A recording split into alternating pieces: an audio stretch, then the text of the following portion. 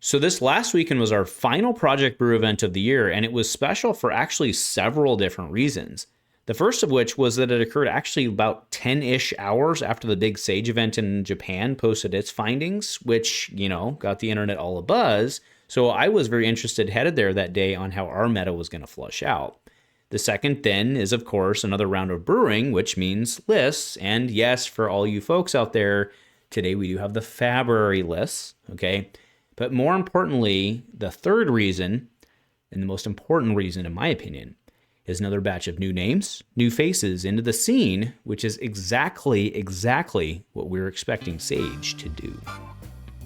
You're watching Budget Format Fab on Dice Commando, your BFF for all things in budget flesh and blood. Coming to you midweek each week, these videos are possible thanks to the support of our channel members. If you want to get involved with the channel and join us on our community Discord, please consider joining as a member. You can be our BFF and show your support with a like, a subscribe, and by leaving a comment. Community first, and go Commando. Hey there, my flesh and blood friends. Welcome back to the channel, and thanks so much for tuning in to this week's installment of Budget Format Fab. That's right, welcome all my BFFs, and we're going to talk about last weekend's Project Brew event, the final Project Brew for 2025 that we're going to have here in Portland. If you're just catching up, it is a tournament series that we do that is outside the LGS. It's just a bunch of people that go to breweries, we have a beer, we play some budget fab. That's right, and that is picking up steam now, isn't it? And what you can see over here is we were at Breakside, which is a very, very well-known brewery for some very, very, very good brews.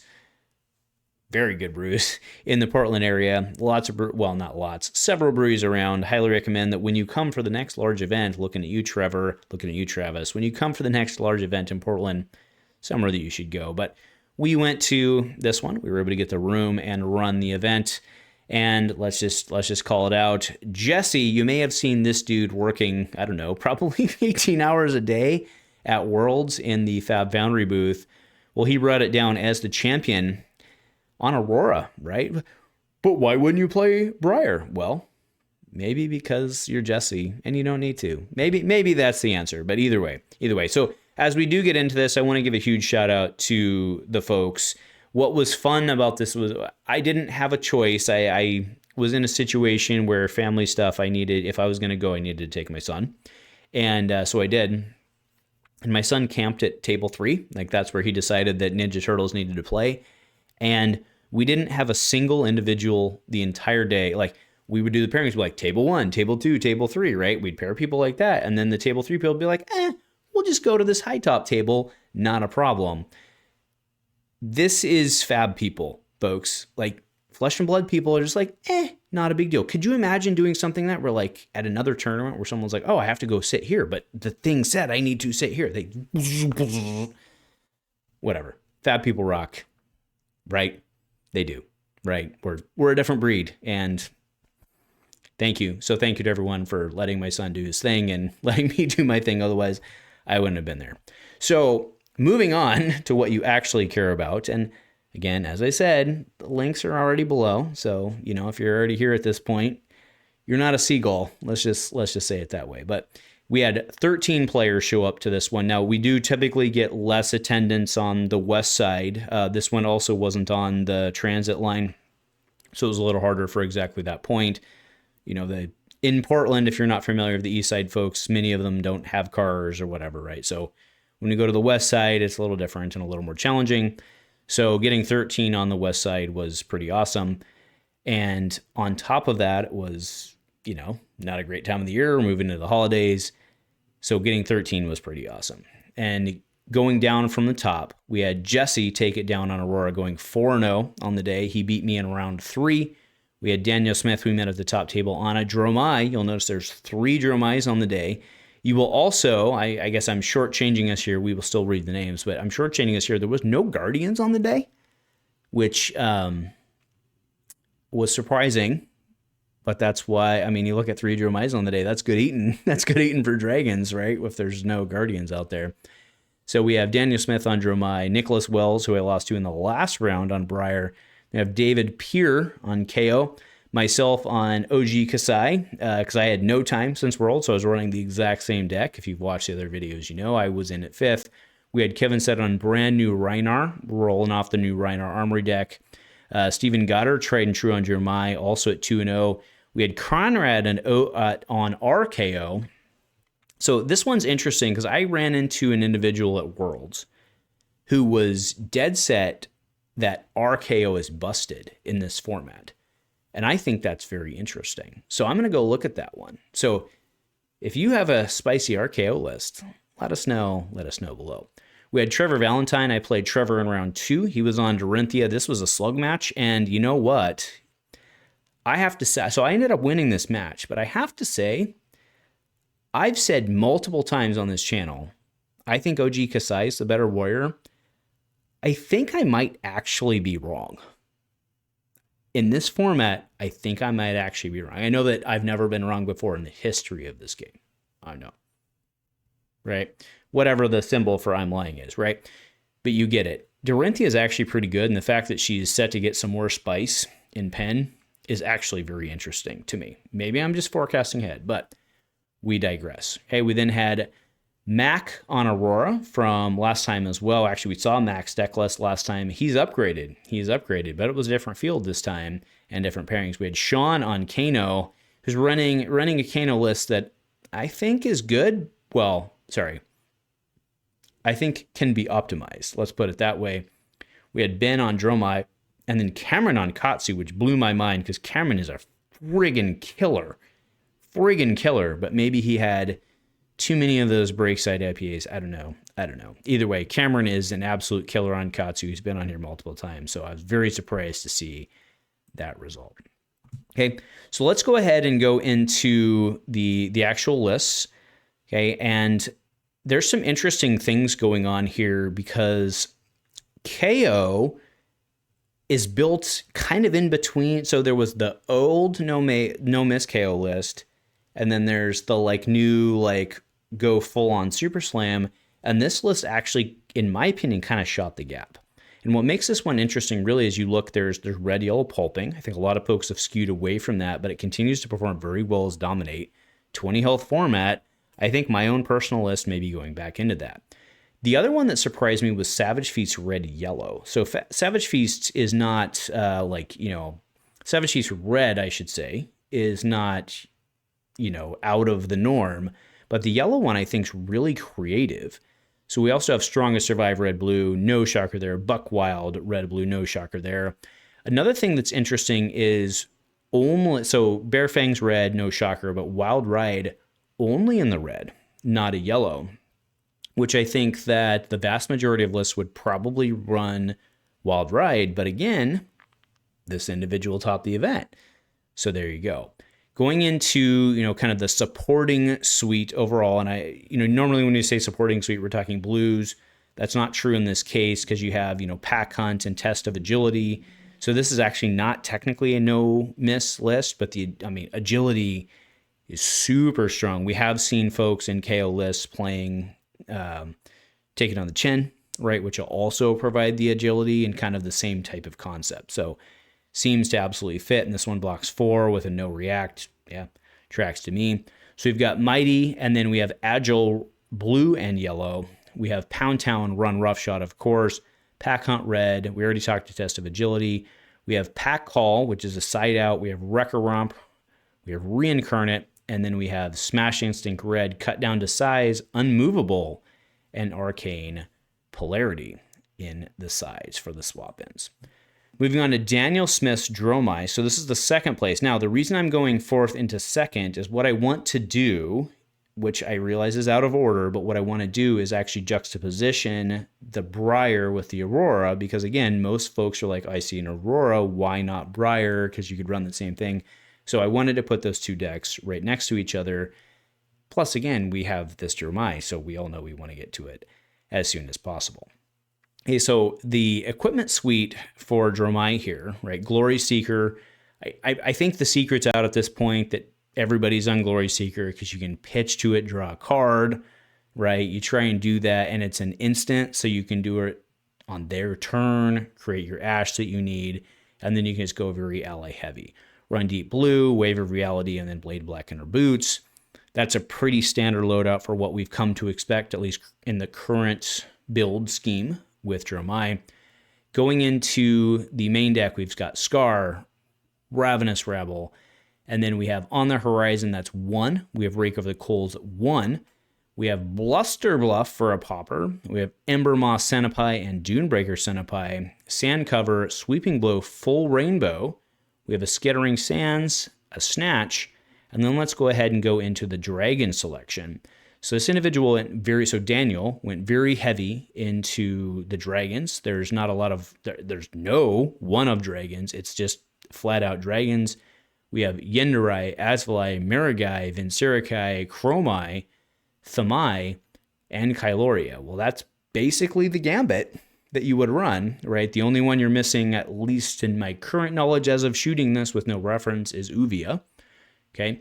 And, Vincerikai is glass cannoning, right? But again, swinging for 6, and, it works for gravy.